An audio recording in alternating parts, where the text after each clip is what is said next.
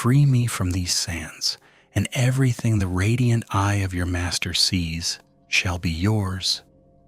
This ancient promise opens the door to one of history's greatest mysteries, ancient Egypt. With its pyramids, temples, and millennia-old papyri, it seems to have revealed all its secrets, but the reality is far from it. In these ancient lands, two structures drive the entire academic world mad: the Great Pyramid of Giza and the Sphinx, standing before it like a majestic guardian. As the secrets of this colossal structure, which has fascinated pharaohs, kings, and scientists for thousands of years, begin to unravel with modern technology, the truth becomes even more complex. But what if I told you that nothing you've been told is true? What did they teach you in school? That the Sphinx was built by the great pharaoh Khafre between 2700 and 2500 BC, right? That the Great Pyramid was commissioned by Khafre's grandfather, Khufu, as his own tomb. But this is exactly where things get twisted, because these definitive facts are not definitive at all. Whenever you propose any alternative idea, the academic world imposes this on you. Human civilization goes back at most to the Sumerians around 4000 BC. Before that, people lived in scattered tribes. Case closed. This fascist approach was imposed on society for years until Gobeklitepe was discovered. Gobeklitepe, unearthed in 1995, proved that the history of civilization is not 6,000 years old, but much, much older. And what's shocking is that this revolutionary discovery still doesn't appear in many textbooks. Science is absolute, but unfortunately, many scientists worship the god of ego, and humanity is losing its open-mindedness because of it. The only concrete information we have about the Sphinx is a granite stone standing between this colossal lion's paws. Half of this tablet is eroded away, but it gives us shocking information about the relationship between Khafre and the Sphinx. The story on the tablet goes like this. One day, young Khafre falls asleep in the shade of a tree. In his dream, he sees the Sphinx in all its glory, and this massive being makes a prophecy. If you free me from the sands, everything the radiant eye of the master sees shall be yours. Prince Khafre is stunned. Because he's a commoner, he's not the heir to the throne, and this being before him is a structure he's never seen, heard of, or known before. Wait a minute. This is a scientifically critical point. While historians say Khafre built the Sphinx, the tablet tells us that the Sphinx was discovered by the young prince by excavating it from the sands.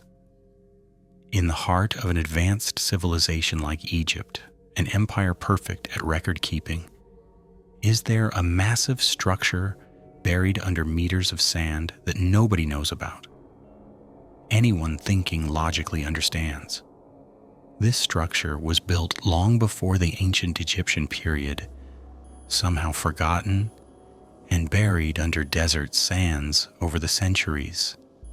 But mainstream historians didn't get it. Khafre excavates the being from his dream, and as the prophecy predicted, becomes pharaoh through a twist of fate, even though he had no right to the throne. For centuries, the Sphinx stands as the protector of Egypt and Giza, gazing eastward. But time destroys everything. Ancient Egyptian civilization collapses, and over the years, the great Sphinx becomes a prisoner of the sands once again. Only its head remains above the sand surface, seen by different civilizations as a fearsome figure of the ancient gods. Muslim communities ruling the region incite the people with propaganda that this is a guardian of hell, and ignorant masses attack this statue that had withstood all natural forces for thousands of years. They smash its face and nose to pieces. After the 1930s, the Sphinx and the secrets hidden behind it are reopened to modern scientific research. The great lion is rescued from its sand grave once more. But despite intense archaeological studies, the historical secrets cannot be solved. Finally, just because its face resembles Khafre's statues, and because of the story on the tablet, the Sphinx is declared to belong to that period. Case closed. However, in recent years, it's not historians, but geologists, astronomers, biologists, and interestingly, an oracle who are getting closer to the Sphinx's secrets. When geologists examine the region, they find interesting erosion on the great lion's body. This is not wind or sand erosion, but definitely water erosion. The only problem, there's no rainfall or water source in the region that could cause such erosion. When the investigation deepens, a similar massive water layer or erosion texture caused by heavy rainfall is discovered in the layers around the Sphinx. This discovery leads to an even deeper dead end, rather than solving things. Because there are two possibilities. First, if the erosion on the Sphinx was caused by heavy rainfall, it could only have occurred between 30,000 and 13,000 BC, when the Sahara was covered with forests. Second, this massive body of water's erosion caused destruction, not only in Egypt, but throughout the region in the same period, and this event could be the catastrophe known today as Noah's flood. An event estimated to have occurred between 10 and 12,000 BC. Many experts believe that our connection with ancient civilizations was severed after this disaster, and that our modern civilization history began with the Sumerians. Modern biologists and archaeologists find structural and proportional errors in the Sphinx. This colossal lion's head is way too small compared to its body. And what's surprising?